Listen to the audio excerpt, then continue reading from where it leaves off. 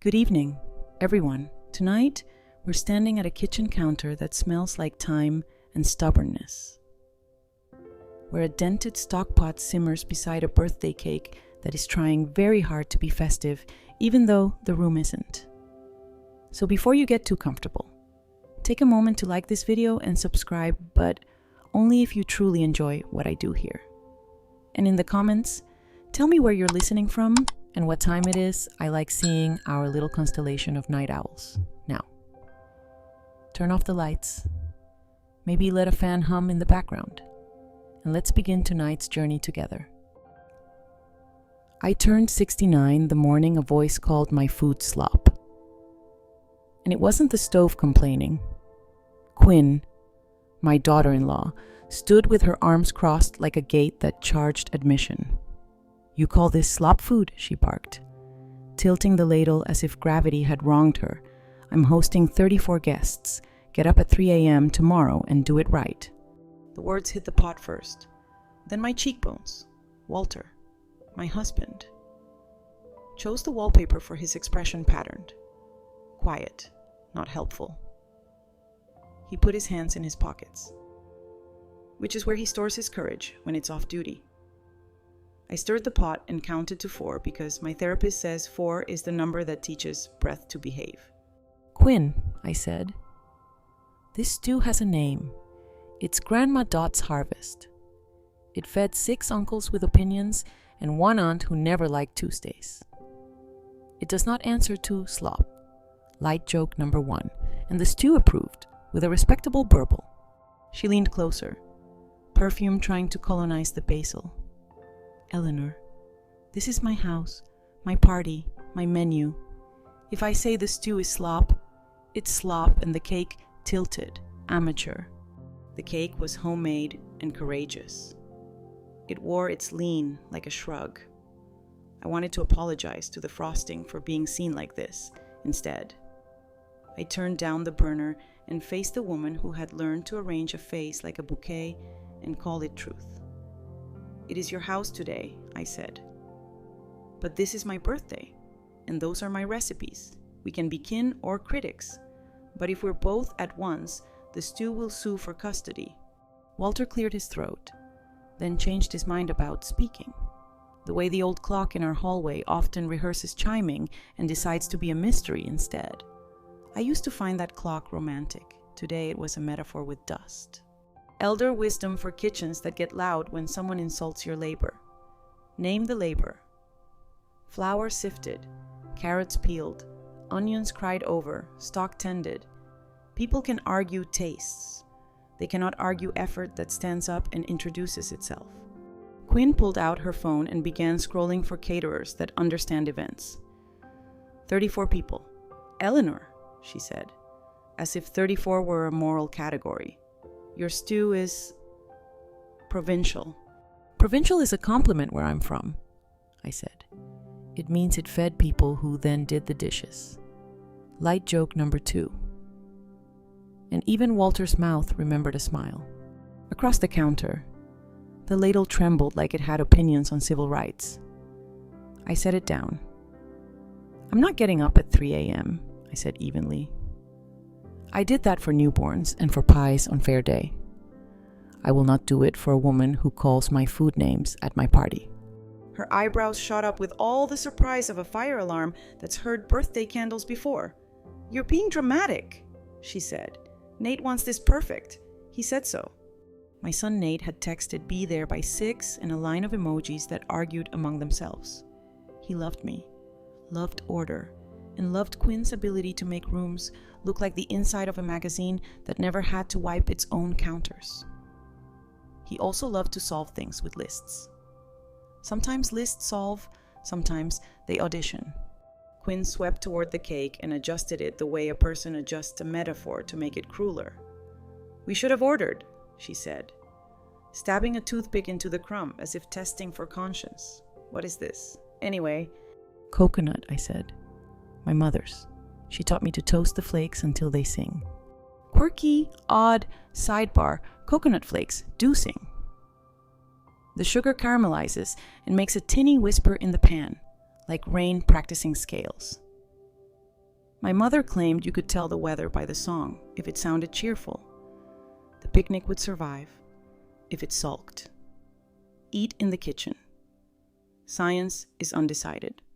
Mothers are not. The front door opened at 5:58, punctual as a court clerk. Nate stepped in carrying a cardboard box and a kind of calm I recognized from firefighters and librarians. He kissed my temple, squeezed Walter's shoulder, and looked at the stew like a man who knows the value of slow. 3 words, he said, setting the box on the counter. Everyone outside. Quinn laughed. Excuse me. Outside, he repeated. With that particular gentleness he got from his father's good days, the calm that wraps barbed wire in velvet. 10 minutes. I have a box of words that need saying, and I'd like to say them without marinara casualties. Walter blinked and took the hint, slipping onto the back patio with the same stealth he uses to avoid kale. Quinn stayed. I'm not a dog, she snapped. You don't put me out. I'm asking you to step out, Nate said. Not because you're a dog, because you're not the judge of my mother. The box contained papers. Not the kind that shouts, the kind that records.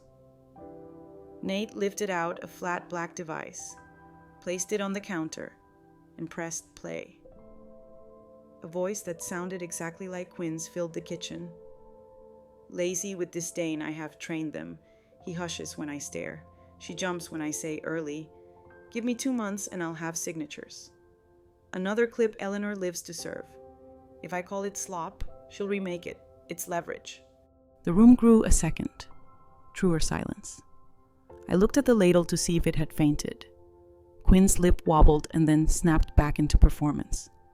Deep fakes, she snorted. People do those now. Nate set another paper on the counter, timestamps. Dates. The little green waveform that proves a device heard what it heard. This kitchen has a memory, he said. So do I. He turned to me. Mom, happy birthday. Your stew is perfect. The cake is adorable. We will plate in 10. But first, a house rule. He faced Quinn. You will not call my mother's food slop again. You will not rate her labor on a 5-star scale in her face. If you host, you ask, you do not command. If you can't do that, you will not host here, for 34 or for 3. Academic phrase of the day, boundary maintenance. The public argument that families and communities stay healthy by marking lines who decides what, who may speak how, in whose kitchen, who needs consent to enter which room. Critics say boundaries can calcify into walls. Advocates say without them, the house gets drafty and no stew stays hot. Quinn tried to laugh it off, the way people laugh when they want to hide the clatter of a falling plan. You're overreacting because it's her birthday, she said. Tomorrow will be normal. Tomorrow will be kind, Nate said. Today we're clear. Walter returned from the patio with 3 plates and an expression that had chosen a side. He set the plates down like a man who has decided to be useful. Eleanor, he said, taking the ladle lightly. How big a scoop is respect? About this much, I said, showing him, maybe with a second ladle for apology. Light joke number 3. Walter served himself a small portion of apology and a very large spoon of respect. And for the first time in months, I heard my own laugh out loud. Quinn stared at the papers, then at the door, then at the cake. Fine, she said. Each letter like a paper cut. Serve your provincial stew. We will, Nate said. And then we'll clean up together. And then we'll talk about whether hosting here remains a joy or becomes a sabbatical. He looked at me. Mom, would you slice? I slid the cake knife in, steady as a metronome, and let the toasted coconut sing its little weather song. The first slice leaned but held, like families do when they choose not to collapse. Outside. The patio murmured the kind of murmur people make when they've smelled something honest. Nate squeezed my hand once. A secret signal from age 9 when we conquered his first spelling bee together. Everyone outside, he repeated softly. And this time the words were a promise, not an eviction. And we carried bowls to the patio where 34 opinions learned to be guests. Quinn followed, lips pressed, a new calculation in her posture. Walter lifted his spoon. To Grandma Dot, he said.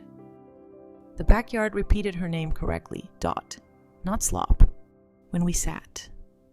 The stew did what stew does. It forgave the afternoon.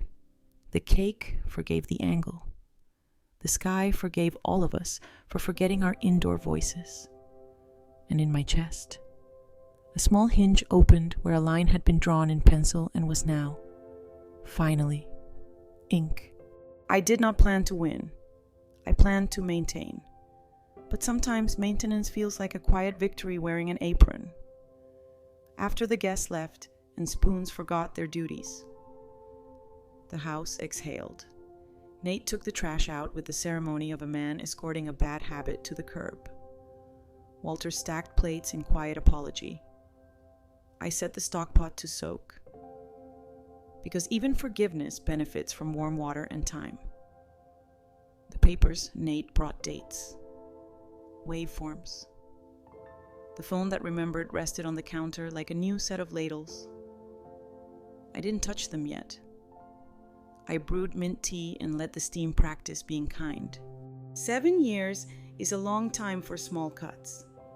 They don't look like anything in photographs. You have to run your fingers along the edge of a life to feel where it nicks. The first one arrived as a tip. Eleanor, Quinn said. Year 1, your deviled eggs are adorable, but guests prefer shallots. She replaced my paprika dust with a shallot confetti that tasted like ambition. Everyone smiled. Walter said nothing. I rinsed the bowl and went to bed with a tiny sting that didn't know its own name yet. Then the dish towels disappeared, replaced with a set that said, "Gather in a font that hates crumbs." The crock my mother kept by the stove chips, like freckles, went into a cabinet for staging, which is a verb that looks helpful in magazines and feels like theft on Tuesday afternoons. My apron blue, forgiving, was traded for one with leather straps and a brand logo. You look professional, she said. I missed looking like myself. Elder wisdom for years that thin you out when someone improves you out of your own house. Count the verbs: replace, upgrade, stage, fix. Love uses different ones. Keep, learn, ask, listen. Keep your ear tuned, your nouns will follow. It wasn't just objects. The calendar changed. My Sunday soup slot became Wednesday support. As if a room needed permission to be what it had always been. Birthday cakes were rerouted through bakeries with mirrors. Consistency, she said. Guests expect a look. My coconut leaned at home, uninvited. Walter bought a level and pretended the cake wanted it. Quirky, odd sidebar, a level is just a sealed tube with liquid and an air bubble that obeys gravity. Center finding as a lifestyle. What no one explains is that kitchens contain other bubbles, breaths, pauses. The little pocket of kindness between the sentence and the spoon. Those also need centering. No plastic window helps. By year 3, I was Eleanor who does side dishes. The roast was her domain because protein deserves authority. She ordered aprons for hosts and choreographed laughter like a metronome. Volume at 7, she'd say. And somehow the room obeyed. Nate loved the ease of it chairs placed themselves. The table looked like an advertisement for the well-behaved family. I loved the results more than the method. That's how people get recruited into their own erasure gratitude with a blind spot. Academic phrase of the day, learned compliance, the public argument that people adapt to frequent, low-stakes control by going along, especially when the controller codes orders in helpful. Its cousin to learned helplessness. But quieter, you still function. You just function to someone else's drum. Critics say the term over-pathologizes manners. Advocates say it names why some kitchens forget their own recipes. Walter, dear man with pocketed courage, practiced silence until it got good at him. He's not a villain. He just thought peace was cheaper than truth. He didn't see the invoices add up. Neither did I. When the new knobs arrived for the cabinets, matte black, thin as disapproval, I let them in. Sleek, she said. The word moved into the silverware drawer and started charging rent. Nate, to his credit, noticed in flashes. He'd put a hand on my shoulder. Whisper, "You okay?" Mom and I would nod because nodding is an old habit for women who can make meals out of nearly nothing. He started arriving early to help. And somehow that's when he found the phone in the fruit bowl, its red eye blinking like a witness as Quinn held court over a charcuterie board, instructing cheese to adopt accents it didn't have. It took 7 years for the cuts to find an artery. Tonight might have been it. The word slop has a way of turning kitchens into courtrooms. Nate's 3 words were a bailiff with kind eyes, everyone outside. Now we were inside again. Tea cooling. And the paperwork wanted my attention. I let it wait. I wanted to mark the cuts properly. Not as grievances, but as a field guide for the next woman who thinks dish towels can't plot. Talk to me, Nate said, returning from the curb. He washed his hands, the way men who were raised right do before tough topics. Where did this start tasting wrong? Adorable eggs, I said.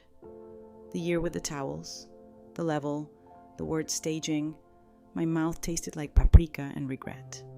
Walter dried the last plate and then dried it again, the way apologies overwork themselves. I should have said something sooner, he offered, small. I thought quiet was helpful. Quiet is a tool, I said. We just used it on the wrong screw. He put the plate down and reached for my hand, and I let him feel where a woman keeps 7 years of patience. He squeezed and nodded like a man who has decided to re-enroll.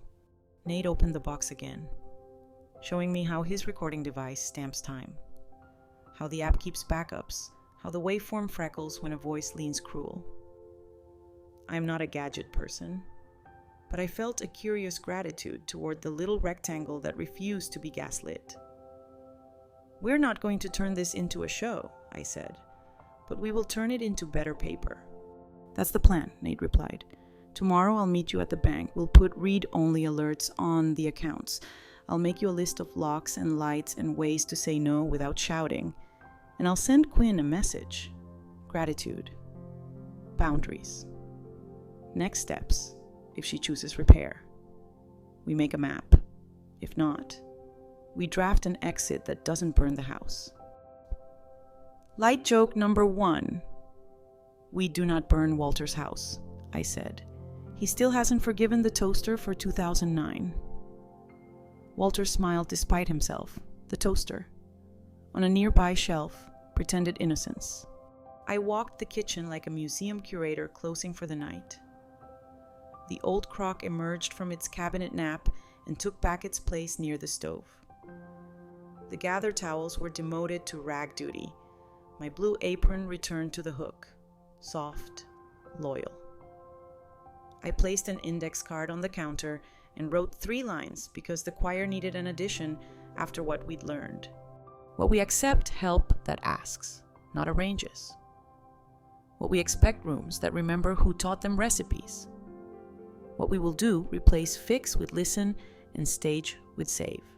Nate nodded at the card like you nod at a good fence straight. Honest. Protectively plain. Tomorrow, he said.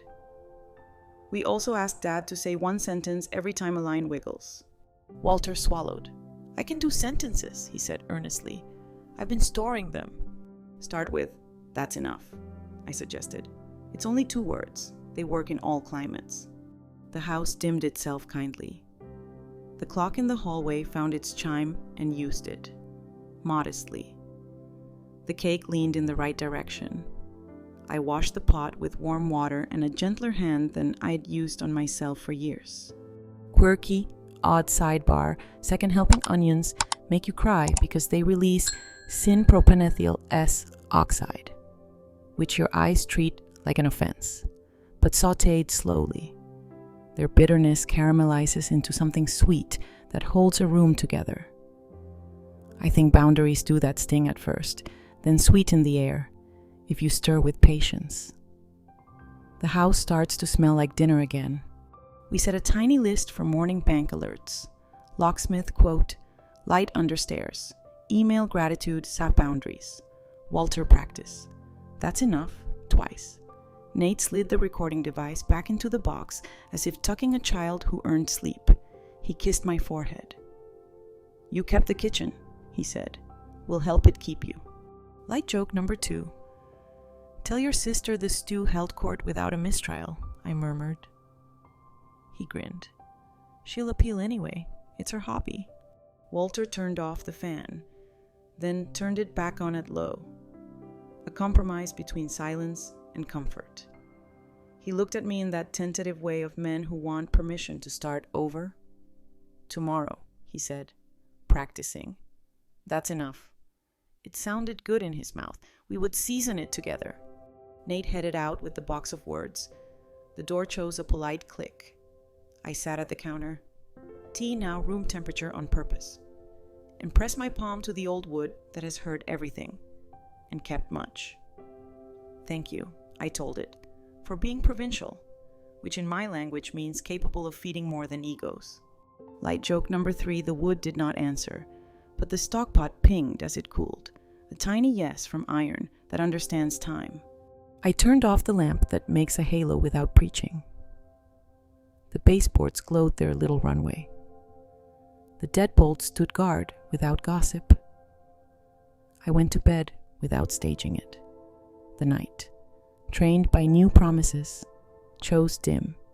And in the morning, we would set the next things to rights, the paper, the locks, the sentence Walter would borrow when he needed it, 2 words rubbed smooth by practice, small and sufficient. Morning put on its cardigans and reminded the kettle how to hum. Nate arrived at 8:02 with a paper folder, a thermos of unpretentious coffee, and a look that said today would be practical on purpose. Walter had already practiced his 2-word sentence twice to the toaster. That's enough, which accepted the rehearsal with stainless steel dignity. The house, generous as a grandmother, let all our small vows sit at the table without bumping elbows.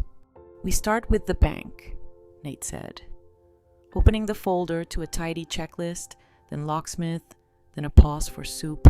Then we send Quinn the gratitude and boundaries note. After that, we meet with Miss Rivas, the community liaison at the precinct, so if we ever need a welfare check or a porch on invitation, we're already names in their system. I tied on my blue apron not as armor, but as punctuation. Walter patted his pocket to locate courage, found it, and kept it out. We locked the door behind us and walked into a morning that had made its bed. The bank smelled like pens on leashes. Nate introduced us to the manager, Mr. Halverson, who wore a tie that aspired to moral clarity. He pulled up my profile, nodded at the passphrase we'd added, and suggested we layer protections like pastry. Alerts for balances, large withdrawals, changes to beneficiaries, he said. Read-only access for family. He looked at Walter. Joint account. Walter shook his head. Separate, I said. We share pies, not pins. Elder wisdom for rooms with glass dividers. You don't have to become suspicious to become careful. Caution is not cynicism. It's stewardship with receipts. We set read only for Nate so he can see but not move, added a note that no changes would be accepted by phone, and created a second tiny account labeled stove repairs because appliances prefer their own budget. Light joke number 1, I told the banker, we also needed a line item for toaster apology fund. Walter promised to donate generously. Quirky, odd sidebar paper currency has tiny blue and red fibers embedded to make counterfeiting harder. I remember, as a girl, picking at those threads with my thumbnail and imagining the dollar had veins. Today, the only veins I want to see are the ones on a signature that looks like mine. An elderly woman in line peered at my apron. You a baker? She asked. I'm a maintainer, I said. And she nodded like I'd told the truth in her dialect. We left with alerts set, a printout of my beneficiaries correct. Franklin would be pleased, and the kind of folder that lies flat because it contains promises instead of catastrophes. The locksmith arrived at 10:15 with forearms that looked like they could lift a dull marriage. Rui, his name badge read. And he spoke to the door the way a person speaks to a horse prone to memory. He installed a grade 1 deadbolt on the back door to match the front. Keyed alike so my hands could be confident without being busy. He recommended a strike plate with 3-inch screws that bite the studs. Then patted the jamb like a dentist proud of enamel. If anyone wants in without permission, he said, they'll need a degree. Academic phrase of the day. Situational crime prevention. The public argument that making harmful acts harder, riskier, and less rewarding reduces the chance they happen. Not moral sermons, design tweaks. Stronger strike plates. Better lighting. Boundaries written and taped. Critics say it treats humans like raccoons at trash cans. Advocates say raccoons still open trash cans today. Our trash stayed uninteresting. While Rui drilled, Walter practiced his sentence at normal volume to the hallway air. That's enough. The syllables put their chairs down and stayed. He looked at me as if hearing himself for the first time in his own kitchen. Better, he asked. Truer, I said. Nate made soup out of last night's courage and a new onion. He chopped with the easy rhythm of someone born between recipes. I heated stock until it told me its secrets. When we sat, I slid a bowl to Rui, and he accepted like a man who signed up to fix locks and found himself catered by gratitude. Light joke number 2. You can bill us for extra bolts and croutons, I told him. The ledger is flexible. At noon, Nate drafted the email to Quinn while I stirred. We kept it short. Thank you for hosting help in the past, for the chairs carried, for the flowers bought, going forward. Here are the house terms, no insults toward labor or food, no demands masked as deadlines, no hosting here without mutual consent, no entering without invitation. All calendar matters in writing, if emotions run hot. We pause and return at a time set by Eleanor. We're open to repair. We're not available for training. He read it aloud. Walter cleared his throat, then added a sentence like a man placing a single strong brick if there is a next time like last night. That's enough. And you will leave. We signed the 3 names. Nate hit send. The message flew the way a well-aimed bird does not in anger, in migration. The precinct was a shoebox painted the color of authority on a budget. Miss Rivas met us with a handshake that rendered introductions redundant. Kitchen boundary situation, she said. Already a co-author? We gave her our porch clip titles, Everyone Outside, Porch Uninvited, and My Preference Call instead of Show. De-escalate instead of perform, and please respect that I speak for myself unless I say otherwise. She typed fast. You'll get a case number and a line to the community car, she said. If a knock turns into a campaign speech, dial. We prefer bored calls to bruised reports. Can we send a copy of an apology if it arrives? Nate asked, for the file. Copies of nouns only, she said. Verbs will hear when they matter. We walked home with a folder of names that know ours. The neighbor, Mr. Kwan, waved from his porch and pointed to his new baseboard lights like a bird showing off a mud nest. Stairs safer. He called. Tea warmer. Civilization sometimes glides on little moons glued to baseboards and laminated sentences stuck on fridges. At 3, Quinn replied to the email. I hear your terms. I will not insult the food or labor. I will wait for invitations. I will ask, not demand. I apologize for slop and amateur. Then, like a person who can't resist an echo, she added, I wish you had told me earlier. Walter sized the line up like a nail and declined to hammer it through our wall. That's enough, he said, calmly to the screen, and we took that as our reply. We paused. Soup, Quiet. 3 breaths. Nate's phone chimed. Franklin, confirming our beneficiary printout, matched the vault copies. Miss Riva sending our case number ending in 742. Rui texting a photo of our new strike plates just because they're handsome. I liked that men in my day were excited about hardware that prevents drama. Quirky, odd sidebar. Most kitchen timers click downward with a tiny internal governor called an escapement. It regulates the unwind so time behaves instead of spilling out. I thought about that as we timed the next step, not a confrontation, just a conversation. Nate would loop Quinn into a 3-way with Walter so he could speak his sentence while the ground was good.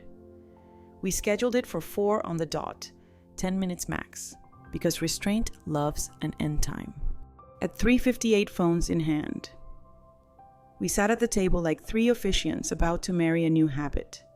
Nate dialed, added Quinn, and said what hosts say at bone-dry ceremonies. We're here for 1 sentence, Dad. Walter inhaled, and the kitchen listened. That's enough, he said. Warm steel, no wobble. If you insult Eleanor again or demand at 3 a.m., you leave. We'll talk later if talk has earned itself. Silence. Then Quinn. Smaller. Understood. The line clicked. We sat very still. Not out of fear, out of respect for a man who had carried courage in his pocket and finally moved it to his mouth. Light joke number 3. I offered him the toaster apology fund jar. Make a first deposit. He laughed, shook 2 quarters out of his change, and the jar accepted with a polite clink. Evening arrived with the ethics of a street lamp. Nate inventoried the remaining small verbs, print the case number, tape the door scripts, leave it on the stoop, email me. Not now. This needs a witness. I'll decide after tea. Put Miss Rivas' card by the phone. Add Rui to contacts under locksmith handsome strike plates. And teach Walter how the doorbell camera archives, just in case a future knock forgets its manners. Academic addendum. Assertive communication isn't yelling with better grammar. It's asking for what you need without pretending you're the weather. Today we told a banker we wanted receipts. A locksmith, we wanted stubborn doors. A liaison, we wanted calm phones. And a woman, we wanted respect. The day gave us yeses, shaped like screws, and case numbers, and a man's 2-word sentence that learned to walk. By 9, the house had new lines drawn, not as fences, more like stitching that keeps a quilt from unraveling when tugged. I wrote the day's 3 lines for the index card choir and handed the tape to Walter. He read them aloud, like vows, and smoothed the edges flat. What we accept, caution without cruelty. What we expect, doors that need consent and sentences that know their jobs. What we will do, choose design over drama. 1 strike plate, 1 script, one that's enough at a time. Nate packed his folder. Tomorrow I'll draft the boring papers. He said the addendum to our family charter. The maintenance schedule for locks and lights. The reminder that soup beats theater. He kissed my cheek, shook Walter's hand. The door closed with a new, confident click, the kind of click that tells you the day did what it came to do. I turned off the lamp that makes a halo without preaching.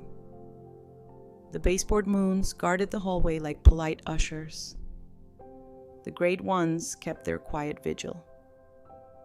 The night patient, trained and uninterested in spectacle, chose dim. Somewhere! A locksmith wiped his hands on a rag that smelled like steel and satisfaction. Somewhere else.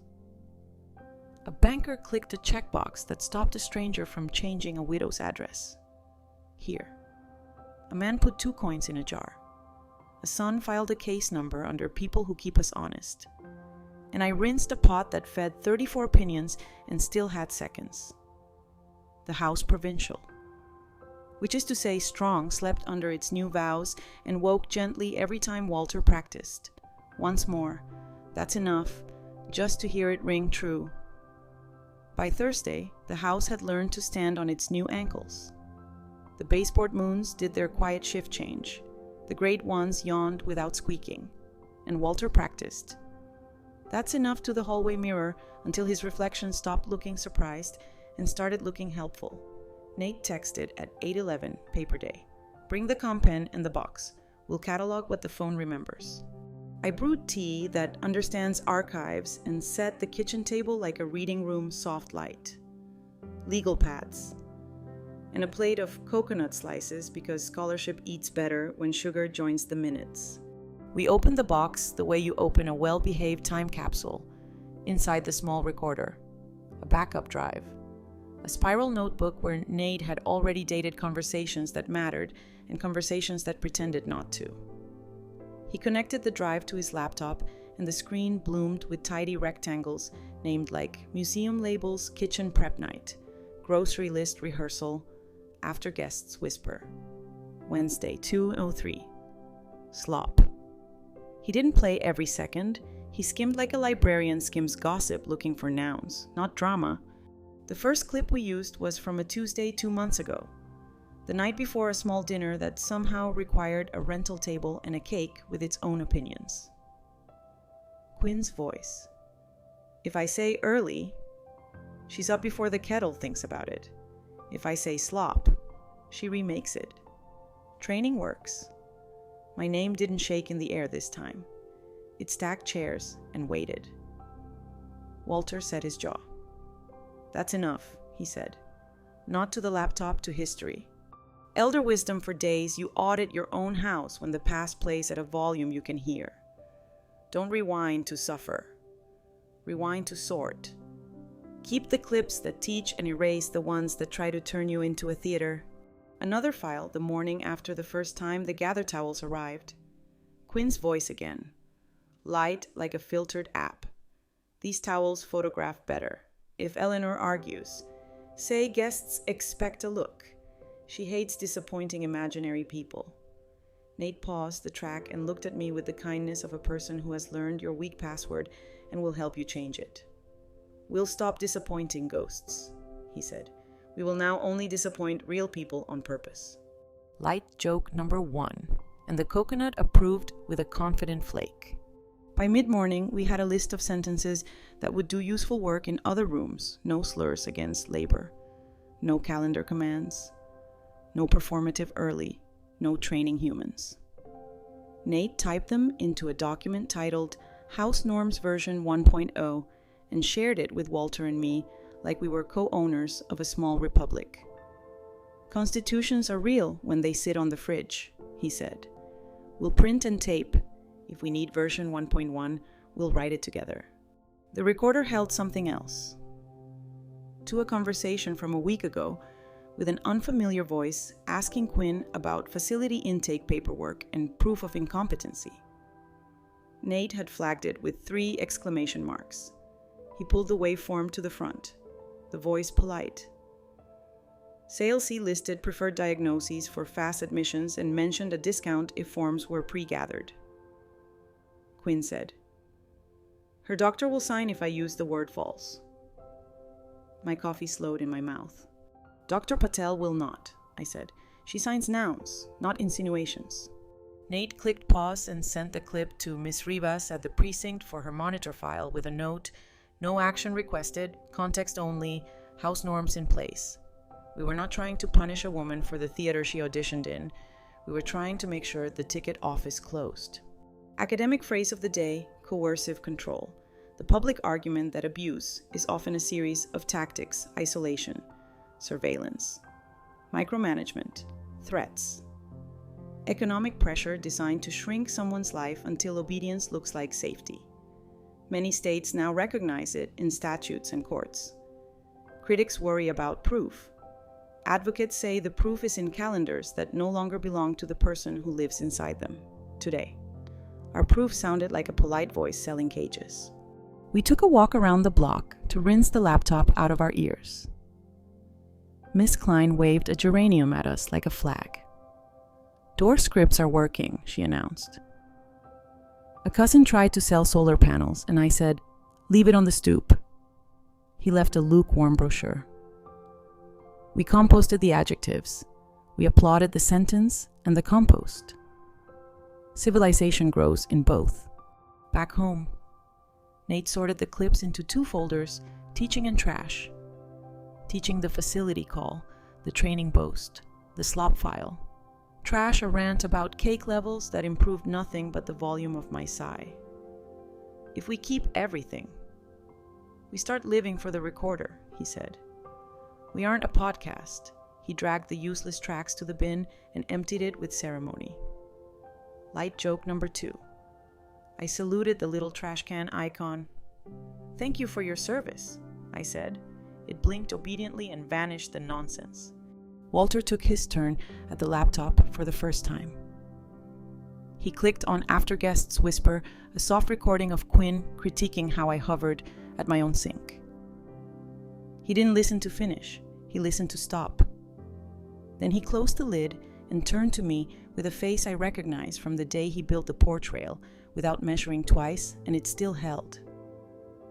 I prefer you hovering, he said. This is our kitchen. We printed House Norms version 1.0 and taped it to the fridge beneath door scripts and above the money truce.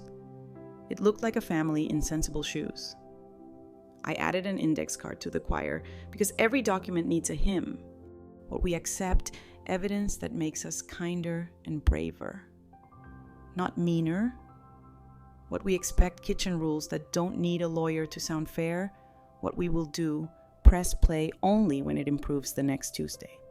At noon, Nate dialed Dr. Patel on speaker and asked for a notation in my chart, no third-party facility referrals accepted without my consent. She added it like a stitch. Also, she said, I'm happy to write a letter about competence and current labs every 6 months. Not because you need it, because future clerks like paper that pre-exists mischief. I told her I'd bring coconut next appointment. She said she preferred soup. We compromised on both. That's medicine I trust, recipes plus receipts. Quirky, odd sidebar hospital printers have a sleep mode that wakes only when orders arrive. The first sheet often curls because the rollers are ambitious after their nap. It's good to remember even machines crease at the start. People too. We're smoothing. At 2. Nate suggested we invite Quinn to a kitchen ceasefire meeting in a weak public place. Daytime. Agenda sent in advance. 10 minutes strict. We'll see if she wants to learn our nouns, he said. We drafted the invite in 3 sentences. We are choosing repair built on boundaries. We can meet next Thursday, 11 a.m. at the Cafe on Elm 10 minutes to confirm norms and calendars. If not, we will pause all shared hosting through the fall. We pressed send, then we put the phones face down. Boundaries deserve visible rest.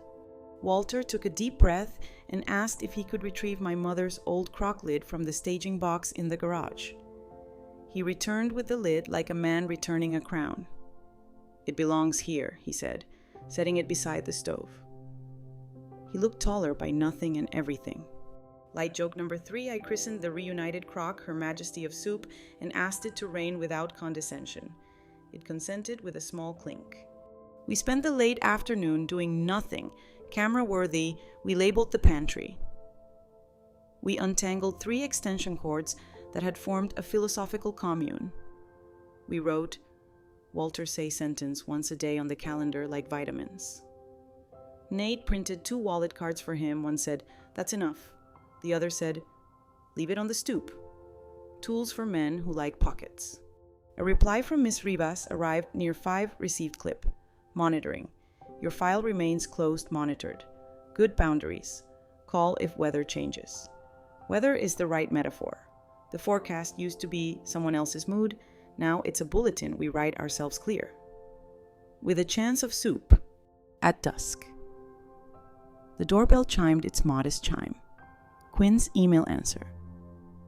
I can meet next Thursday at 11. 10 minutes is fine.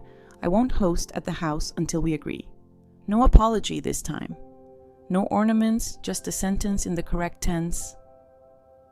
We accepted the RSVP and put the cafe on the calendar between library beans and Nora Pricemore tape. Academic addendum. Procedural justice says, People accept outcomes, even limits, when the process feels fair, clear rules. A chance to speak. Respectful tone. Predictable steps. Today, we wrote a process for our kitchen and gave it chairs. Everyone gets 10 minutes. Everyone gets nouns. The door gets veto power. We ended with a small ceremony, because houses learn by ritual. Nate exported the 3 teaching clips to a flash drive labeled Receipts for Good Use Only and slid it into the blue binder behind the Eventually tab. He handed the recorder to me. Tool, not totem, he reminded. Then he put on his coat and left with the quiet footfall of a man satisfied by hinges. Walter brewed bedtime tea and carried 2 mugs, like a waiter applying for a better life. I was wrong to mistake quiet for help, he said. I'll keep my sentence near the sugar. I nodded. Sugar is where most people reach without thinking. Good plan. Before lights, I wrote 3 new lines for the choir and taped them so their edges lined up with the rest. What we accept, 10-minute meetings, and long-term kindness. What we expect, receipts that retire once their lesson lands. What we will do, let crockery reign. Let doors consent. Let Tuesday stay boring. I turned off the lamp that makes a halo without preaching. The baseboard moons traced the hallway with their practiced hush. The great ones kept their compact. The night trained, improved. Uninterested in spectacle chose dim, somewhere. A printer uncurled its first page without complaint, somewhere else. A clerk filed a note that will save us an argument in winter, here. A man rehearsed.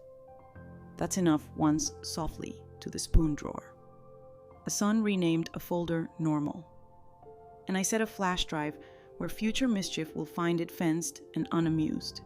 Tomorrow's list waited on the counter. Franklin review house norms. Quinn agenda draft. Theo and June Basil check. Miss Klein 2 more door scripts. Nora ledger for stairs and soup. Not triumph. Maintenance with proof. The kind that lets stew forgive a day and a day forgive itself. Friday put its elbows on the table and promised to behave. Nate texted an agenda for our 10-minute cafe meeting next week. 3 bullet points. No flourishes. 1 house norms acknowledged. 2 hosting pause confirmed. 3 calendars set for check-ins. He added draft with Franklin. So we walked to Franklin Ames's office, carrying the blue binder and the flash drive labeled Receipts for Good Use Only. Because nothing calms a morning like paper that minds its manners. Franklin greeted us in that cardigan voice that makes pen sign straight lines.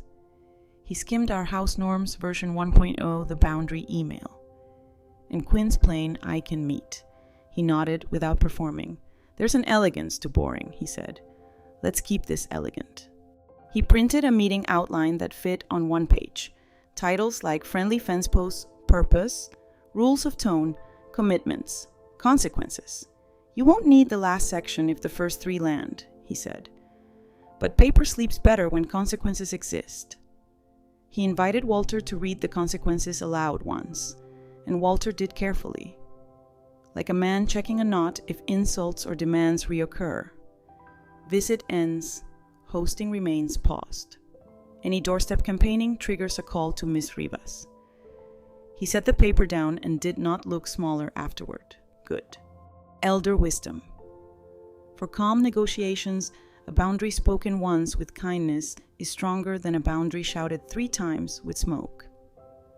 Save your voice. Spend your structure. Franklin suggested we hand Quinn a short acknowledgement of norms to sign, not a contract. Just a receipt for a conversation.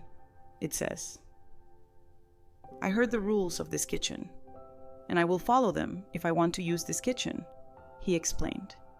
If she declines, you lose nothing. If she signs and falters, you have a date on paper to steady your memory. Light joke number 1, I told him we were starting to speak fluent laminated. He said the court calls that admissible stationery. On the way out, Nate stopped at a copy shop for 2 plastic sleeves and a binder clip that had ambitions. "Norms look brave in sleeves," he said. "At home." We slid house norms and the door scripts into the clear pockets on the fridge. The kitchen seemed pleased to have its philosophy visible, as if tiles stand straighter when nouns are framed. The day's ordinary needed tending. I checked on June and Theo's basil cups. The leaves did their tiny wake and perch. We brought a tray to Miss Klein, who met us at the fence with a report Solar Cousin tried again.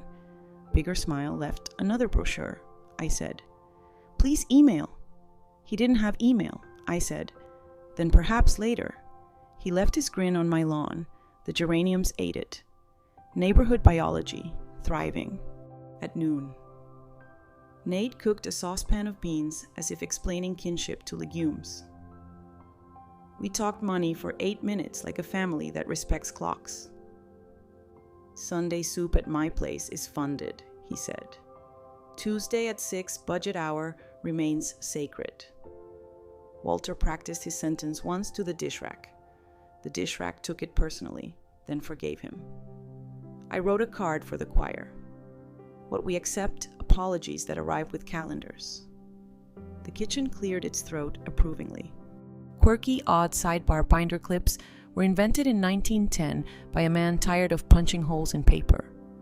Their geometry is kindness, 2 loops to press, 2 arms to fold back, 1 spring that remembers its job. I keep one on the fridge now, like a tiny jaw that refuses to let our nouns scatter. Afternoon brought a small march of errands. We stopped by the library to return the bean cookbook. The librarian stamped our due date into good behavior and slid us a pamphlet, Community Mediation 10 minutes. 2 chairs, she whispered. We host them in the study room when couples argue about thermostats or teenagers argue about curfews. It's miraculous in its dullness. I tucked the flyer into the blue binder's pocket labeled "Eventually." Dull miracles are our brand. Back home. Nate drafted the cafe agenda a heading, 4 lines beneath. We begin with gratitude. We say the rules once. We tape next steps to dates. We end at minute 10. He added a scripted opening for me that sounded like a quiet bell. We're here to keep this house kind, if kindness fails. The conversation ends.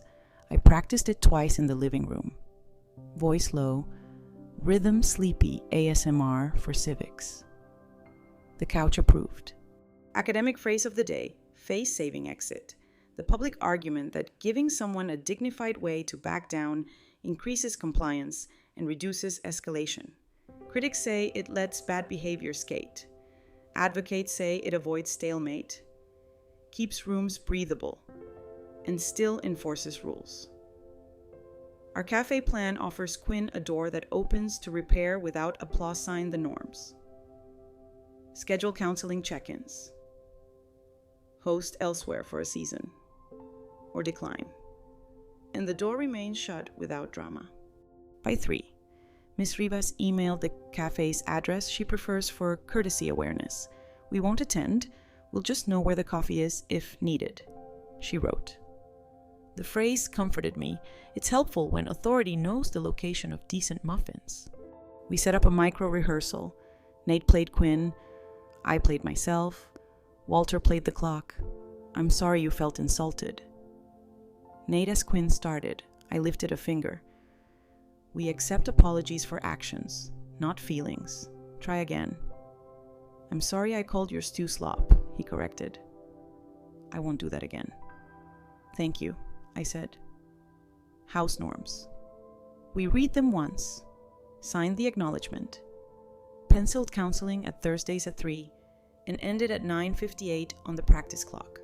Walter announced, "Meeting adjourned, soup reserved for people who behave," which is not in Robert's rules, but should be. Light joke number 2. I told the microwave it could join our parliament if it promised to stop beeping 3 times. It agreed to a single polite chime. I sent Dr. Patel a thank you for adding no third-party facility referrals. And she replied with a small triumph 2 clinics had already called to ask. And she had said, "Patient declines." Sometimes advocacy tastes like an email that says no on your behalf while you slice coconut. At dusk, Nora Beale arrived with a ledger for stairs and soup and a grin that could fundraise on charm alone. "We bought 5 more rolls of stair tape," she announced. "Also, I bullied the internet company into sponsoring coffee for the next workshop. They owed me a favor and some humility. We added a neighbors and nouns night to the calendar first Thursdays. Low chairs, laminated cards, and a box labeled "Bring a door" script. Take a bean." Nate, ever the cartographer, penciled the life admin into squares Monday. Walter says sentence to something that can't argue back. Tuesday, budget hour. Wednesday, Walter says sentence to something that can. Thursday, porch school. Friday, gratitude notes. Saturday, doors rest. Sunday, soup. Calendars that play fair make houses that breathe evenly. Evening quieted the block. I sat with Walter on the back step and practiced the cafe opening one more time. Softer even than before. The baseboard moons lit our ankles like ushers. "You know," Walter said, "I thought peace was quiet. Turns out it's structure." He squeezed my hand. "I'm sorry I waited 7 years to say 2 words. "You're saying them now," I said. "That's enough." He huffed a laugh. And the porch, pleased, made that old wooden sound that means yes. Light joke number 3. I told the porch we'd nominated for the Department of Friction and Feelings. It creaked its acceptance like a modest politician. Before bed, I added today's 3 lines to the choir and pressed the tape flat until it agreed. "What we accept, elegant boredom that protects love. What we expect, meetings with clocks and exits that save faces, not excuses. What we will do, keep our nouns in sleeves, our receipts in clips, and our soup for people who sign their names." The great ones gave their quiet benediction. The doorbell's unblaming eye blinked once and slept, somewhere. Franklin capped his pen with the satisfaction of a man who witnessed paperwork choose decency, somewhere else. A mediator laid out 2 chairs and thought kindly of thermostats. Here. A son slid the agenda into a plastic sleeve. A husband placed 2 quarters more in the toaster apology fund. And I rehearsed one last time. We're here to keep this house kind. The night, trained and uninterested in spectacle, chose dim. The house exhaled with me, and the kettle, off duty, did not argue. Saturday put felt pads on the bottom of its worries and let them slide without scratching. We weren't at the cafe yet. We were in the long stretch before a small, official talk, what Nate calls the cool-down lane. He arrived with a canvas tote labeled 10-minute kit and the grin of a man who trusts checklists more than drama.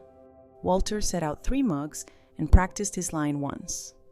Not to the toaster this time, but to the door. That's enough, and the door. Brave little plank. Didn't take it personally. "What's in the kit?" I asked. 2 pens that refuse to leak, Nate said. Unpacking. A 1-page agenda in 14-point font. The acknowledgement of norms. A wind-up timer so no one argues with phones. And cash for coffee so we don't negotiate over apps. He added 2 laminated door scripts in case the cafe needs extra civics and a small square of stair tape. Because we're on brand. Elder wisdom for days before conversations with history. Lay out the tools you'll need the way you lay out ingredients. Bread rises better when you stop apologizing for yeast. Families do, too. At 9:30, Miss Rivas called with what she called polite streetcraft. Pick a table with sightlines. She advised. Order first, so you're not hostages to a line. Put the timer in the middle, like a candle signal. Not threat. If voices rise, lower yours, rooms bend toward steady, and keep chairs angled. Not squared off. 15 degrees prevents courtroom. "Do we tell the cafe?" I asked. "I already tipped them off," she said. They'll pretend they didn't hear and keep the muffins honest. We walked to the farmer's market for practice at public kindness. Walter carried the stairs and soup ledger like an heirloom. Nora Beale met us by the squash, declared 2 vendors had pledged coffee beans to our workshops, and demanded we teach the phrase, "We end at minute 10" to the entire Basel community. "Beans love boundaries," she said. "Prevents over-extraction." Light joke number 1, I told her we'd enforce a 2-stir limit. She knighted my wooden spoon with her receipt roll. Back home, the house did its part, baseboard moons, checking the hallway. Grade 1 deadbolts offering quiet reassurance. Nate pinned the cafe agenda to the fridge under a binder clip so purposeful it could hold back weather. We ate lunch, and I wrote an index card for the choir because the day had asked nicely. What we accept tools laid out before tempers. What we expect timers that keep people, not just pasta, from boiling over. What we will do, sit at 15 degrees and let chairs be peacemakers. Quirky, odd sidebar if you're unsure whether your baking powder still works. Stir a teaspoon into warm water. It should fizz like a small parade. The bubbles are carbon dioxide proving chemical promises kept. We did the test for fun. It fizzed. Nate called it proof of life for biscuits and put a sticky note on the tin alive. At 2. A text from Quinn. "Can we do 20 minutes? 10 feels rushed. Nate's thumbs hovered. "Face-saving request," he said. "We can honor without opening the gate." He drafted. "We'll keep our 10. Rushing is prevented by focus, if more is needed. We can schedule a second 10 next week." She responded, "Fine."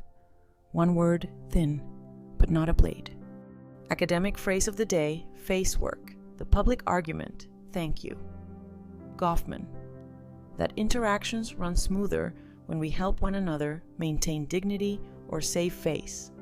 It isn't capitulation, it's choreography. We offered 2 sessions of 10 instead of 1 of 20, room for dignity, not for entitlement. We did a micro-rehearsal at the dining table. Walter played the timer. Nate played Quinn with just enough salt to feel real. We practiced the opening bell. We're here to keep this house kind, if kindness fails. The conversation ends, then the handoff to the norms. I rehearsed my 3 lines. Walter rehearsed his 1. Nate rehearsed the adjournment that arrives at minute 10, whether people are in love with it or not. The timer dinged. We stopped mid-sentence on purpose, to prove to ourselves that nothing explodes when you keep your own appointment with boundaries.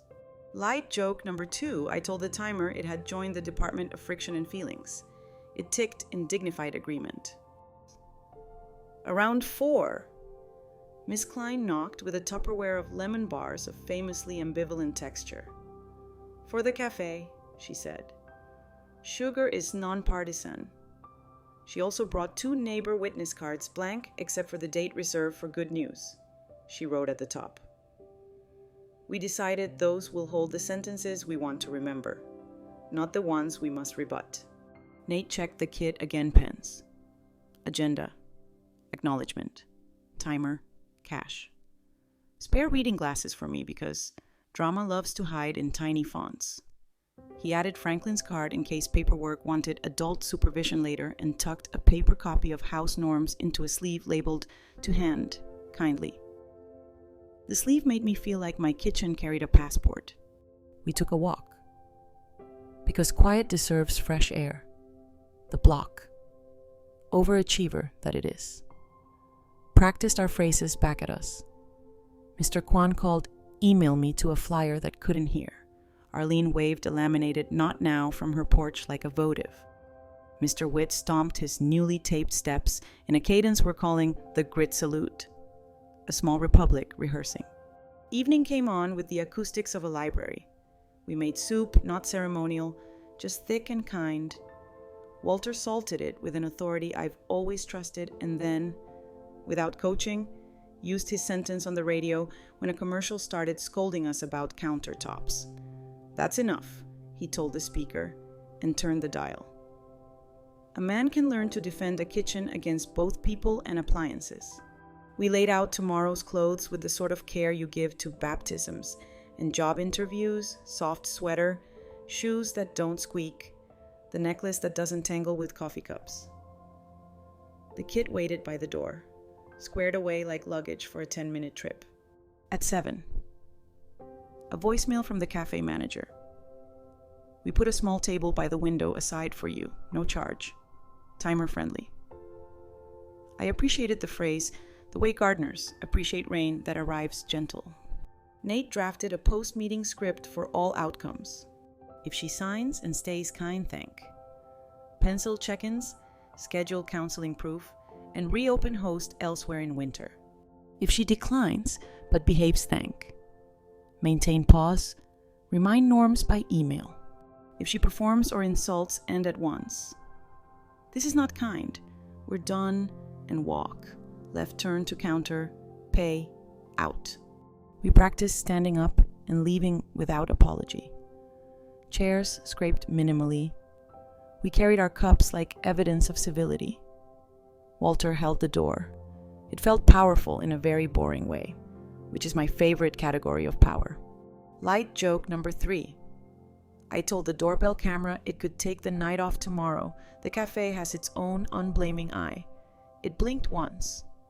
Generous. Before bed, I wrote 3 new lines for the living room choir and taped them in the straightest row yet.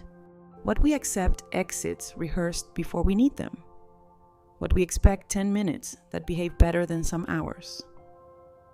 What we will do, count bubbles in coffee, not in tempers. We cleaned the sink until it made the sound of porcelain that remembers manners. The baseboard moons dimmed to a hush. The great ones checked the perimeter without asking for applause. I put the timer in my purse, patted the sleeve that held our norms, and smoothed the agenda as if its paper could calm tomorrow's air. Maybe it can. Paper has calmed worse. The night, which has become an ally under our small constitution, chose dim. Somewhere, a mediation pamphlet slid into a folder and felt useful. Somewhere else, a cafe employee set out mugs with the care of someone who knows kindness is often poured, not proclaimed. Here, a husband whispered his 2 words to the silverware just because. A son tucked a kid by the door like a guardian who understands office supplies. And I breathed in the particular quiet of a house that will not host cruelty again, not because it learned to shout, but because it learned to prepare. Tomorrow we walk 10 minutes in public, on purpose, not triumph, maintenance with a timer. Sunday put on its inside voice sweater and walked us to the cafe. The morning smelled like honest espresso and muffins that didn't brag. Nate carried the 10-minute kit as if it were a musical instrument. Walter held the door for me and then for the next 3 strangers, as practice. We chose the small table by the window that Miss Rivas had hinted at angled chairs, clear sightlines, a timer in the center like a polite candle. I placed the laminated house norms in their clear sleeve, set 2 pens that refused to leak beside the cups, and breathed the way you breathe before saying grace. Quinn arrived on time and unarmed, no folders, no perfume that tried to colonize the air, no expression rehearsed for court. She glanced at the timer and snorted softly. "Really?" she asked. "Really," I said. "Gentle." This is the part where the room learns to behave. We ordered first, on purpose, coffee for all 3, lemon bar insurance for later, when the cups landed. I started the timer and spoke in that slow bedtime cadence I've been practicing. We're here to keep this house kind. If kindness fails, the conversation ends. We'll use 10 minutes for 3 things you hear are norms. You acknowledge them. We set calendars and pause hosting through the fall. I nodded at Nate, who slid the acknowledgement of norms across the table with a pen that looked like it knew verbs. Quinn's mouth did an old habit, the little smirk that used to make spoons apologize. It tried to form and then, to my surprise, stopped. Read them to me, she said, out loud. So I did. Once. In the voice I save for children learning recipes, no insults to labor or food, no demands disguised as deadlines, no entering without invitation, no hosting here without mutual consent. All calendar matters in writing if emotions run hot. We pause and return at a time I set. We are open to repair. I finished. We are not available for training. She looked at Walter. And you? He placed his hands flat like a man ready to sign a treaty. If there's another insult or a 3 a.m. demand, he said. Warm steel? That's enough. You leave. Light joke number 1, the timer, earnest little diplomat, ticked like it was taking minutes for a city council. I told it silently. You're promoted to Secretary of Peace. And it ticked on, proud. Quinn stared at the sleeve, then at me. I'm sorry I said slop, she said. It was unkind. I wanted the party to look curated. Curated, I repeated, offering the word back like a dish that needed salt. Our kitchen doesn't need a museum, it needs manners. She signed. Neat hand. Date and all. She didn't make a speech. The timer had 5 minutes left, which is a wealth in diplomacy. Nate slid the next paper Thursdays at 3 counseling check-ins, a small grid with dates through October, send proof by email, he said. We don't need details, just dates. She nodded. A clean concession. Elder wisdom for public truces, accept the nouns that move the day. Let the adjectives wait in the car. We took the signature, the dates, the hosting pause, and left the theater unbooked. We used the remaining minutes like a tidy pantry. I thanked her for chairs carried and flowers bought in past seasons. Walter added, You set tables beautifully, which is human and true. Then I said the sentence I'd practiced with the couch if kindness fails. We end and try again next week. If kindness holds. We end and meet again in a month. She chose month with a nod that didn't perform. The timer rang its non-judgmental little bell. We stood. Light joke number 2, I told the bell. Softly, you're hired for Thanksgiving. And it made no objection. We bussed our cups like decent citizens, paid with cash so no one negotiated apps, and stepped onto the sidewalk where the day had decided to be ordinary. A block away, we stopped and checked the kit like hikers after a crossing. Paper signed, date set, hosting paused, no dramatics. Nate folded the acknowledgement into the sleeve labeled to file. Kindly and texted Miss Rivas a 3-line summary, meeting held. Norms acknowledged, signatures collected. No police needed, muffins behaved. She replied with a thumbs up and the sentence, 10 minutes triumphs again. Quirky, odd sidebar, blue ink photographs best for archives because scanners can see the distinction from black print more clearly, also. Thermal receipts fade like gossip in sunlight, so we take pictures of receipts with dates. Then staple the printouts behind the signed paper in the blue binder. Paper has a memory. Toner helps it keep promises. Back home. We taped the acknowledgement to the inside of the blue binder and slotted 2 copies, one under eventually, one under house norms because duplicate sanity defeats destiny. Walter placed 2 more quarters into the toaster apology fund just to keep our ledger humorous. He startled me by adding a $1 bill. For future appliances, he said solemnly, microwaves can be menaces. Academic phrase of the day. Commitment device. The public idea that you shape future behavior by making today's promises costly to break timers on tables. Signatures under norms. Calendars glued to counseling. Cash envelopes that scold when opened early. Critics say it's theater for willpower. Advocates say it's engineering for frail humans. Today. Our device was 10 minutes with a bell and a pen. The block approved in its quiet way. Miss Klein waved from her fence. Holding up a neighbor witness card labeled "Reserved for Good News," she wrote, in tidy script, they ended at minute 10. We will keep that one. By afternoon, everything turned domestically ambitious. Nate reviewed the budget with me. Tuesday at 6 remained sacred.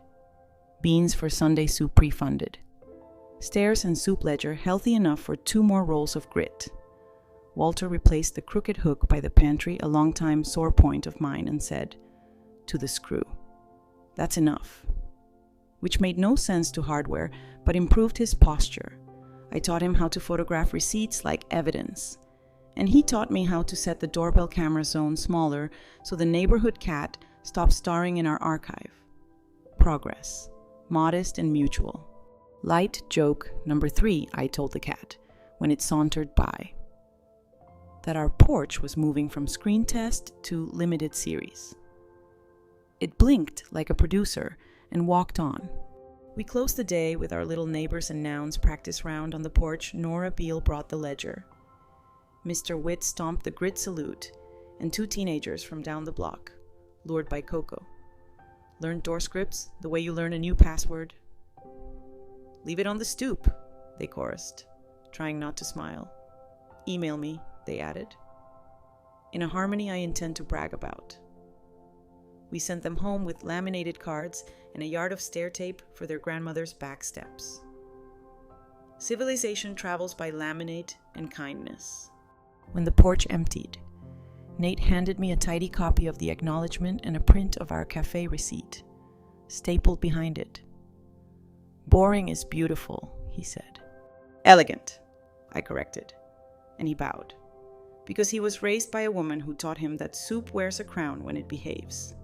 Before bed, Dr. Patel emailed to confirm she'd received my gratitude and placed a bright note in my chart. Patient prefers autonomy. No third-party facility inquiries without direct consent. Some days. The most romantic sentence is a doctor refusing to be someone else's script. I wrote the day's 3-line card for the living room choir ink slow. Voice slower, and Walter pressed the tape down in the way he does now. Careful as if the edge could bruise. What we accept promises that cost a little to keep. What we expect 10-minute tables where the bell. Not the loudest voice. Calls time. What we will do, file blue ink receipts under kindness and keep the porch for nouns, not auditions. The baseboard moons lit the small runway to our room. The grade 1s kept their quiet oath. The doorbell's unblaming eye blinked once like a sentinel with good bedside manners. Somewhere, Miss Rivas closed a note with a satisfied click. Somewhere else. A cafe barista stacked timers by the till. Unaware, they had earned a paragraph in a family's constitution. Here. A husband cleaned the last spoon. A son tucked a sleeve labeled kindly into a binder. And I put my palm on the kitchen counter and said, "Stay. To the day we built out of paper and patience." The night, trained and uninterested in spectacle, chose dim. And for the first time in a long time, my house slept like a room that knew its lines.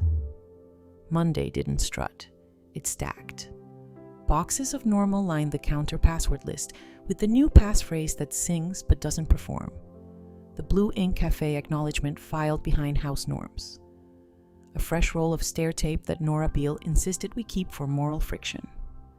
Nate arrived with basil for June and Theo, plus a calendar invite titled Kindness Audit 15 Min for next month. Walter brewed coffee that apologized for nothing and said his sentence once to the radio, which obeyed by lowering an advertisement to a whisper. "That's enough," he told the noise. Practice was starting to look like personality. "Today is Put the House Back Day," Nate said, tapping his list. "We're not decorating, we're reintroducing what belongs." He set the old mixing bowls on the open shelf where the glossy staging bowls had been rehearsing vanity. And he carried the staging bowls to the garage with the reverence reserved for retiring costumes. The blue apron, my blue apron, took back its hook as easily as a bird returns to a familiar branch. Elder wisdom for reclamation days, when you bring a thing back to its rightful place. Say its job aloud.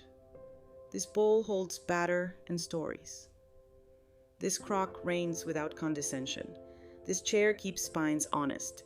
The house isn't superstitious, it's collaborative. We made a list of non-fancy repairs that keep fancy troubles away. The hallway nightlight that flickered like indecision was replaced with a steady bulb. Walter reseated the wobbly table leg that once made Gravy feel unsafe. Nate tuned the doorbell camera's friend zone so Mr. Witt's flashlight salute no longer triggered a heroic archive. Small verbs, good consequences. Quirky, odd. Sidebar stair tape's grit is usually aluminum oxide or silicon carbide minerals tough enough to sand ship hulls. It's comforting to know our safety comes from rocks that out-stubborn boats. We labeled the roll Department of Friction and stored it beside the sugar. By noon, the inbox formed a polite line. Miss Rivas received signed norms. File status remains closed, monitored. Proud of your timer.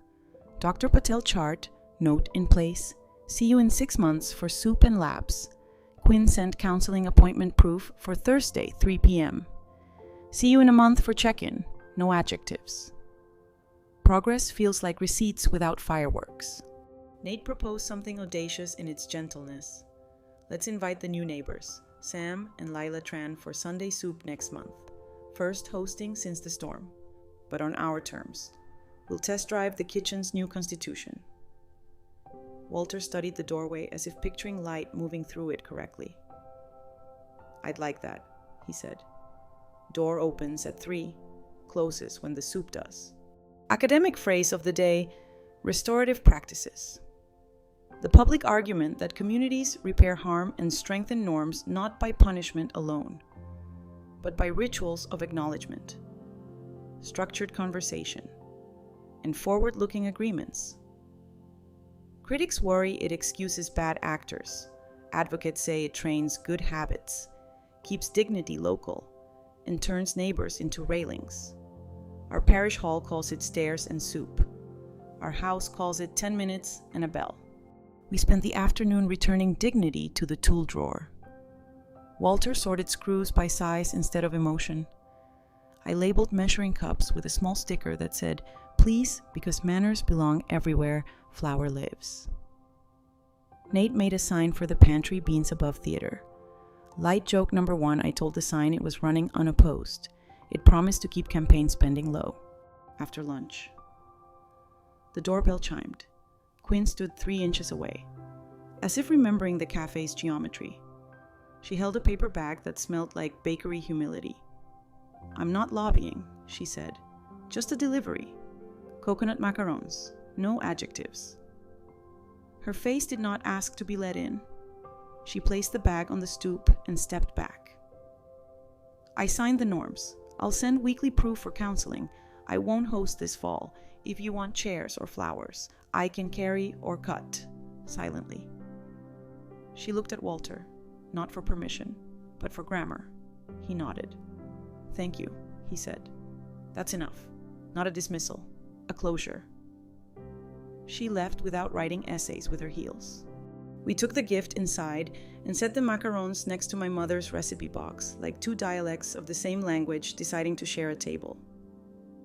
Nate wrote porch delivery, no lobbying on the calendar with a small star. We are learning to celebrate shapes of repair, not just speeches. The block kept imitating our better habits. Miss Klein posted a sign at the fence, "Witness cards here," with a small cup of pens. People began leaving little notes with dates and 1 true sentence. Saw Mr. Witt try the grit salute. Didn't slip. Solar cousin smiled, then left. Cat audition canceled by door zone. Our cul-de-sac grew an archive in 5x7. Nate and I walked to the parish hall at 3 to help Father Andrew count the tape and beans cash box. We wrote 3 checks, 1 to the hardware store for grit, 1 to the market for beans, 1 to the printer for laminated door scripts in friendlier fonts for older eyes. Father Andrew logged each in the ledger that never gossips. "You know," he said, "a well-run potluck is a civic miracle. Everyone brings what they can. No one performs." I promised to embroider that on a pot holder. Light joke number 2. I told the ledger it could run for mayor on the platform "Receipts for Everyone." It declined for the sake of humility, but asked for a stronger rubber band.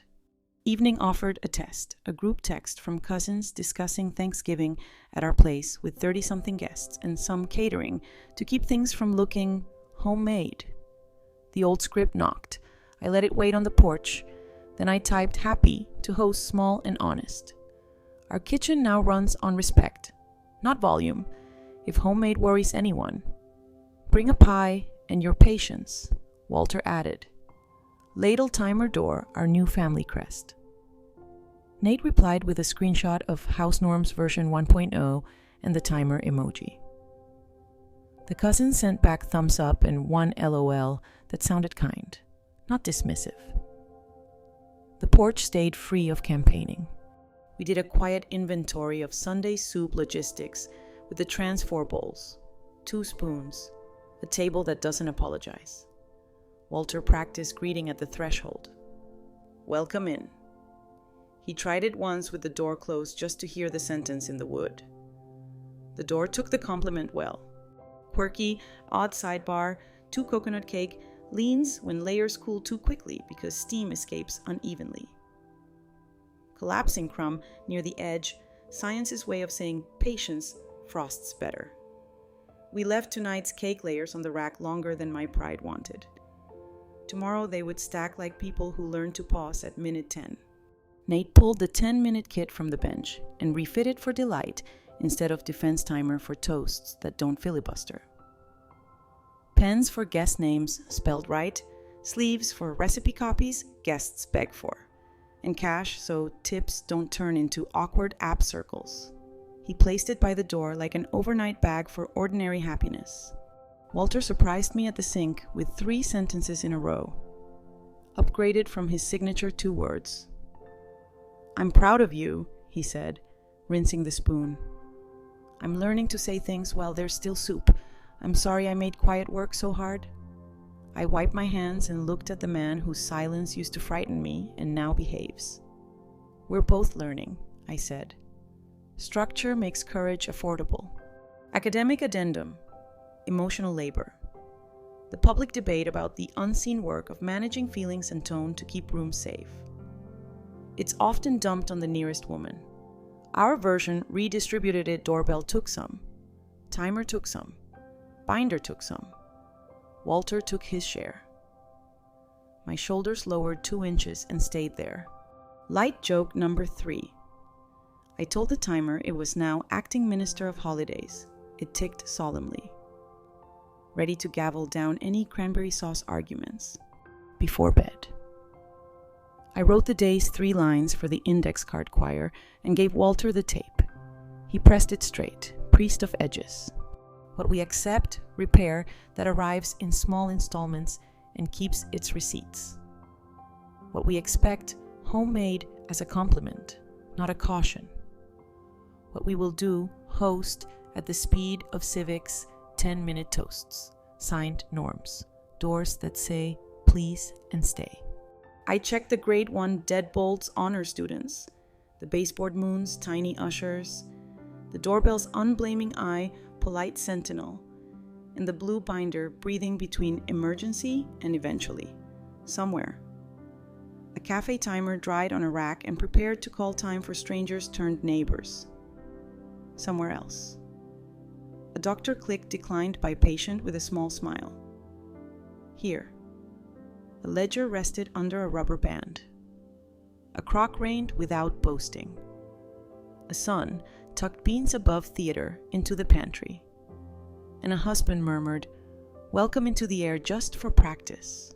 The night. Trained and uninterested in spectacle. Chose dim. My house. Provincial in the bravest way. Kept the floor steady under bare feet. Tomorrow. We'd frost slowly and invite 2 new people to learn our nouns. Not triumph. Maintenance that tastes like dinner. Sunday tried on its best cardigan and knocked softly. We answered with bowls. Sam and Lila Tran arrived at 3 on the dot, carrying a loaf that smelled like a bakery that tells the truth. Walter stood at the threshold and practiced the sentence he'd been rehearsing to the air welcome in. The door obliged by not squeaking. The baseboard moons kept their shift even in daylight, and my blue apron remembered its job without performing. We chose the small table by the window, the same angle where our cafe timer once behaved, and set soup down like a promise. "We just moved from 3 states over," Lila said. Palms open. We brought the only bread our car approved. Sam grinned. "We're better at eating than talking to new people." I confessed we were better at soup than spectacle. We traded professions in lowercase she. A nurse, he. An IT custodian for a school district, I fixed the printers that ruin essay nights. They eyed our laminated door scripts on the fridge with the gentle amusement of people who have met bureaucracy and survived. "You laminate boundaries," Lila said. "We do," I said. And we tape stairs. They nodded like we'd just said a prayer. Elder wisdom for first suppers start with nouns names. Foods. Jobs, then add verbs that behave. Resist the urge to audition. People become themselves faster when you're not casting. We toasted with water because Sam is sober, and we like our neighbors more than we like sparkling. Light joke number 1, I held up the timer present today for cheerful reasons and told it, no gaveling down toasts. And it ticked in what I swear was a friendly accent. 10-minute limit for speeches. Yes, 0-minute limit for eating. Between spoonfuls, we learned their winter is called rain. Their hobbies include thrift stores and walking without a destination. And their lease came with a patio that dreams of a grill. I told them the neighborhood's religion is stairs and soup. Walter added that our choir sings in a key called please. You'll fit, I said. We're a small republic of sensible furniture. Quirky, odd sidebar bread cools, singing the crackle you hear is starches contracting as steam escapes. Bakers call it the song of the crust. Lila tapped the loaf gently and said, "Listen." And sure enough, the bread told us it remembered heat. I think kitchens do. Too, ours hums in a pitch that belongs to mended things. At 4. The doorbell chimed. Miss Klein stood on the stoop with a plate of lemon bars and a witness card labeled "Reserved for Good News." "For your guests," she said. And because the geraniums demanded to greet the new people, she did not step in. Porch etiquette is contagious. Sam and Lila waved and learned the grit salute from Mr. Witt, who stomped his taped steps across the street in an approving rhythm. Civilization, by example. We kept politics out and policies in. Sam asked, "What's with the laminated cards?" I explained the door scripts and house norms version 1.0, no insults to labor or food, no entering without invitation, hosting by consent, calendars on paper, 10 minutes for hard talks, with a bell. We copied from libraries and courtrooms, I said. Lila nodded. "Hospitals could use your bell," she murmured. People think volume cures uncertainty. Academic phrase of the day. Procedural fairness, the public argument that folks accept outcomes, yes. Even no when the process feels transparent, consistent, and respectful. Critics call it bureaucratic theater. Advocates call it the only way strangers survive rooms together. Our theater props a timer, a laminated script, a ledger that never gossips. We carried bowls to the parish hall at 6 for neighbors and nouns night. Nora Beale had set out name tags and stacked chairs that looked ready to vote. The cash box, tape and beans wore a fresh rubber band, and Father Andrew had a ledger smile that means arithmetic favored mercy. Mara Kinsey ran a corner clinic on med lists that pronounced themselves. Teaching people to write the actual pill names instead of the blue one, Ramos stopped by in plain clothes and, after a cocoa, taught 3 teens the sentence, "Your door is not a podium," like a lyric they'll sneak into real life later. Light joke number 2 when Nora unrolled a new yard of stair tape. I announced, "The Department of Friction convenes." And the room clapped like a council that understands grit is love with texture. The new neighbors took notes as if learning a dialect. Lila asked about the 10 minutes thing. We demonstrated with something unthreatening where to place the communal ladle. Timer set, 3 voices. Decision left side of the stove wins because right side hosts the kettle who hates attention. The bell rang.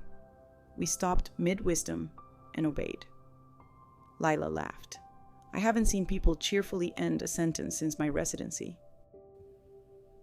Back home. The house held a small after-party just for us. We named our favorite sentences from the night and posted them on Miss Klein's fence archive in the morning. Use nouns when you're brave and verbs when you're ready. Leave it on the stoop is poetry. Beans above theater. The archive looked like a collection of fridge magnets from a town that has decided to keep its verbs local. At 9. A cousin tested the Thanksgiving waters again with, could we do 30 again if we cater half? The old script knocked. The new porch listened. I typed, we're hosting 12 this year small. Honest. Kind. Bring a second pot if you love volume. Bring patience if you love me. Walter added the ladle emoji. Nate added the timer. The cousin sent back understood. And my lungs remembered a setting lower than alert. We closed the evening with a mini audit Nate's calendar invite in action. Kindness audit 15 min. We asked 3 questions out loud like a family doing bedtime prayer for procedure. Did anyone feel overmanaged? Did any boundary wobble? Do we need a version 1.1 of House Norms answers? No, only the porch cat? Maybe add raccoons in bathrobes to emergency category for Theo's sake. Light joke number 3. I solemnly amended the money truce to include category 4 raccoon with robe. The timer ticked its approval. Before bed. Walter brought me the old crock lid like a chalice. Her Majesty of Soup, he said. Presided admirably. He set 2 quarters in the toaster apology fund habit now. Not penance. And whispered his sentence once to the calendar, just to keep it limber. That's enough, he told November. And November accepted the coaching. Quirky, odd sidebar, 2 timers are tiny metronomes with escapements that ration motion into measured ticks. Your heart does the same with ion channels, letting calcium in and out so muscles contract on schedule. Bodies and kitchens both prefer rhythm to improvisation when safety is the point. We are learning rhythm that won't scald anyone. I wrote the day's 3 lines for the living room choir in blue ink that photographs well and taped them straight. What we accept strangers who become neighbors by learning our nouns. What we expect small rooms that choose procedure over spectacle. What we will do, keep bread singing, bells modest, and soup available to anyone who signs their name. The baseboard moons dimmed to their runway hush. The great ones kept their quiet oath. The doorbell's unblaming eye blinked once and rested, content to miss nothing important because we had already named the important things.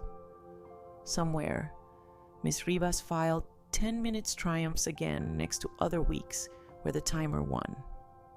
Somewhere else, a ledger slept under a respectable rubber band. Here, a husband rinsed bowls. A son set the 10-minute kid by the door for joy instead of defense.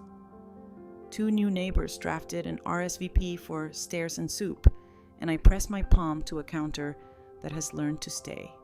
The night, trained and uninterested in spectacle, chose dim, and for a long, ordinary minute. The house sounded like bread cooling tiny cracks. A soft sigh, structure settling around warmth. Monday wore a sweater the color of calm decisions and tasted faintly of nutmeg. The house, now fluent in our little constitution, padded from room to room without asking for applause, baseboard moons dim at dawn. Grade 1s faithful. The doorbell's unblaming eye content to blink and then mind its business. Nate texted a photo of June and Theo's basil leaves like small green ears listening for soup and a second reminder for our kindness audit 15 min next month. Quinn emailed her counseling proof right on schedule, one polite PDF with no adjectives. The file slid into the blue binder behind eventually, and I felt something in my ribs sit down properly, like a chair returning to the table without scraping. Thanksgiving was 3 days away, and the cousins had accepted the new Math 12 guests. One long table that doesn't apologize, homemade as a compliment. We moved at the speed of civics. Walter checked hooks and tightened a hinge that used to groan like a martyr. I wrote place cards in a hand that refuses drama. Nate taped an extra door script on the fridge just because repetition is how neighborhoods learn dictionaries. Elder wisdom for holidays that used to audition for chaos menu first. Boundary second. Schedule third. Expectation small and honest. Enough is a portion size, a sentence, and a life skill. We baked the coconut layers slow, the way patience insists. Lila and Sam stopped by with bread that sang a quieter song this time. And we tested our timer not as a weapon, but as a rhythm section 10-minute toasts. One per household, no filibusters, I threatened softly. The timer bowed. Miss Klein delivered lemon bars in their famous, ambivalent texture and posted a new neighbor witness card on her fence that read, "Reserved for gratitude." Nora Beale dropped off 2 rolls of stair tape, and a ledger update Stairs and Soup had funded 52 steps and 3 months of beans. A local hardware store added a discount for Department of Friction purchases. Civilization in receipts. Quirky yet. Sidebar: cinnamon lowers bitterness in coffee because its oils distract taste receptors, tiny negotiations on your tongue. We sprinkled a pinch in the holiday pot, and the kitchen exhaled like it had just signed a treaty with morning. Wednesday evening. The doorbell chimed. Quinn stood with a grocery sack and a neutral face. "Chairs and flowers," she said, holding both like nouns instead of leverage. She didn't cross the threshold. "May I place them on the stoop, please?" I said. Walter added, "Warm steel." "That's enough." And for the first time, his 2 words meant, "We're good here." She nodded. "Happy Thanksgiving," she said. "I'll text next month for the check-in." There was no performance, only procedure. I closed the door and set the flowers in water, feeling the hinge of the afternoon settle without a single sermon. Academic phrase of the day per social scripts. The public argument that we can rehearse small, cooperative routines, greet, decline, pause. Repair until they displace our louder habits. Critics call it rote. Advocates call it civilization's muscle memory. Around here, our scripts are laminated and mildly charming. Thanksgiving morning arrived without a trumpet. The timer, promoted to acting minister of holidays, sat in the center like a modest candle. Walter opened with "Welcome in," and the door complied by making no opinionated noises. We fed 12 with bowls that matched only in their intention, to keep spectacle unemployed. We used a rule I love: no stories without timestamps and no advice without an invitation. To my shock and delight, people obeyed. At toast time. The timer ticked with benevolent authority. Cousin Marcy thanked Stair Tape for saving her mother's ankle on Tuesday. The bell rang. She stopped mid-joke and grinned as if rescued from herself. Nate lifted his cup to Miss Rivas and Detective Ramos, who both texted holiday emojis and aligned porches quiet, case steady. I thanked Dr. Patel for writing the sentence that keeps my chart mine. Lila toasted bread that sings. Sam toasted printers that stop eating essays the night before they are due. Even the children got 10 seconds to announce Category 4 raccoon with robe is now a family legend. The bell permitted each laugh and then invited the next voice. Ritual doing what ritual does, making room. Light joke number 1, I held up the ladle and declared it our mace of parliament. The ladle promised not to bonk anyone unless provoked by cranberry discourse. The cousins applauded more than necessary. The timer, dignified, allowed their enthusiasm and then cleared its tiny throat. After dishes quiet, cooperative, no auditions. Nate led the Kindness Audit Holiday Edition at the table with 2 questions. Did our rules hold? Do we need version 1.1 for December? Answers: yes, maybe add no critique of leaning cakes to spare my coconut its feelings. Walter endorsed the motion with a solemn nod. I added it to House Norms 1.1 and slid the sleeve back under the fridge clip where standards live. In the afternoon lull, Quinn's name lit my phone with a sentence I will keep. Thank you for clear rules. I'm learning to talk like the room we met in. No emojis, no caveats. A receipt for progress. I replied with 2 words I haven't risked in years appreciated. Proceed. She sent back her timer emoji. Somewhere, a new habit practiced its scales. Light joke number 2. I told the timer it had become bilingual in holidays and in boundaries. It ticked with what I perceived as a faint accent, possibly cinnamon. Evening curled itself around the house. We walked the block with Lila and Sam and watched Mr. Witt perform the grid salute under early lights. At the fence, Miss Klein had posted 3 fresh witness cards. Door said, please. Guest said, stay. No one shouted. Leaning cake tasted like forgiveness. I put a clothespin on the last one and felt my lungs loosen another notch. Back inside, I added 2 lines to the letter of wishes in the blue binder if the house ever forgets our nouns. Return to the timer, the door scripts, the baseboard moons. The recipe for peace is soup, receipts. In 10 minutes that behave. Nate read it aloud, like scripture, and tucked it behind wishes, with a reverence jokes cannot improve. We closed the night with a ritual that looked like nothing. Walter set 2 quarters in the toaster apology fund habit. Gratitude, a wink at our past, and then, without prompting, offered 3 sentences in a row.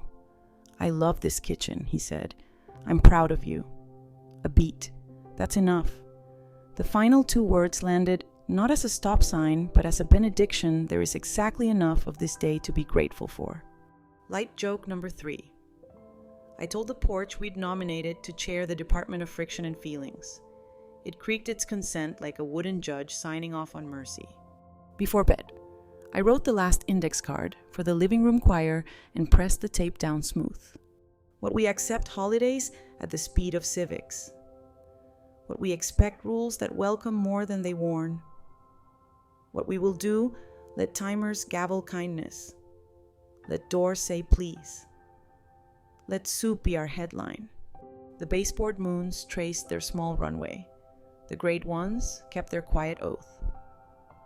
The doorbell's unblaming eye blinked once and rested. Somewhere. A barista stacked timers for Monday morning diplomacy. Somewhere else. A ledger slept under a respectful rubber band. Here. A grandmother turned off the lamp that makes a halo without preaching. A husband rinsed the last spoon. A son set kindness audit on the calendar. In a neighborhood, our small republic chose the unglamorous miracle again procedure with warmth. The night. Trained and uninterested in spectacle. Chose dim. And the house.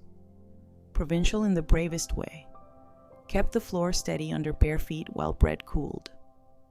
Soup remembered. And a family finally learned the word enough. We begin with a kitchen and a word that should never be said to food slop, and we follow a woman who refuses to let her home be managed like a photo shoot. Eleanor learns that maintenance is a kind of victory, a doctor's competence letter that says, breakfast is still hers to choose.